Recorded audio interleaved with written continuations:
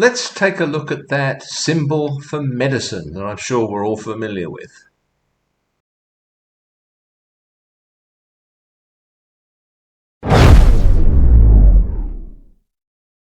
This is the rod of Asclepius, a serpent-entwined rod which was wielded by the Greek god Asclepius, a god associated with healing and medicine.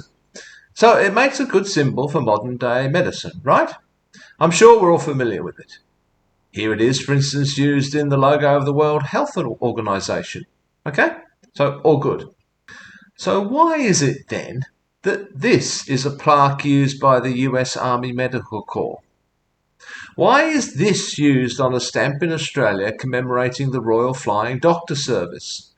And why do we see this symbol on the side of ambulances here in Queensland? This, you see, is the caduceus, the staff of Hermes, and it has nothing to do with the rod of Asclepius, nothing to do with medicine. The closest it gets to this in its original usage is alchemy, because Hermes was associated with a wide number of things, including wisdom, trade, deception, thievery, eloquence, negotiation, and yes, alchemy. This symbol, though, was more often associated with notions of commerce and negotiation, both very clearly associated with Hermes. So how and when did this happen? When did the caduceus first become mixed up in people's minds with the rod of Asclepius? And how did it come to be used incorrectly as a symbol by some medical organisations? The beginnings of this seem to go back a long way. The caduceus seems to have become a symbol of alchemy and pharmacy sometime during the medieval period. Medieval alchemists used the caduceus to represent preparations containing quicksilver, which is also, of course, known as mercury. It was probably named such after the planet, which, of course, is named for the Roman equivalent of Hermes. So the use of Hermes' staff to represent alchemy, or at least quicksilver, seems appropriate. Sometime in maybe the 15th century CE, the symbol of the caduceus began to migrate over into medicine. But I think it's fair to say that the lines between alchemy, pharmacy, and medicine remained quite blurred for a long time. It wasn't really until the 19th century, mainly in the United States, that these symbols became confused. Even though it may have occasionally been used in a medical or medicine-adjacent context prior to this, most people probably realise that the rod of Asclepius, rather than the caduceus, was the symbol most connected with medicine. But once the mistake was made, it kind of stuck around, as we see here in Queensland in the symbol on our ambulances. The caduceus and the rod of Asclepius are not the only symbols that have been misused or have come to have different, maybe even at times inappropriate meanings. Consider the swastika, for instance. In many cultures, such as Hinduism, Buddhism, and Jainism, the swastika was considered an ancient symbol of good luck and prosperity.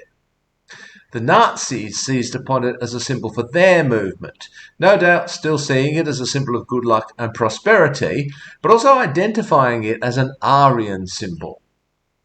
Note that the term Aryan was originally used among the Indo-Iranians to designate someone of noble quality. So it carries that element of nobility, but it has little to do with the ethnicity that later came to be identified as Aryan, blue-eyed and blonde. Another symbol that's been misused or its meaning has shifted over time is the pentagram. This five-pointed star was originally used by the Pythagoreans as a symbol of health as well as a mathematical symbol. In the Middle Ages, believe it or not, it symbolized the 5 wounds of Christ.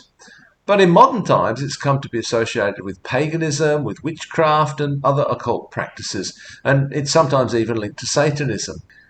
Now, symbols obviously evolve and change their meaning over time. What was once a symbol for one thing, such as the swastika, can be hijacked by a particular group or cultural movement and come to have an almost entirely opposite signification. In the case of the swastika, this was particularly unfortunate. Modern Hinduism still uses the symbol with its original intent, but it's forever tarnished for us in the West, I think. So, back to the caduceus and the rod of Asclepius. We're in the peculiar situation today of using both symbols in a medical context, although the rod of Asclepius seems the most appropriate. I suspect that most people aren't even aware of the difference. Sometime in the 19th century, someone probably made a mistake. In fact, confusing the caduceus with the rod. And now we're stuck with it. Wonder how many other mistakes like that we're stuck with today. I think we're stuck with the caduceus for another reason too, because it's become common to see a parallel between the two intertwined snakes of the caduceus and the double helix structure of DNA. Obviously, there's no connection between these things other than a superficial physical similarity. Any idea that the caduceus in some way prefigures DNA is just speculative bunkum.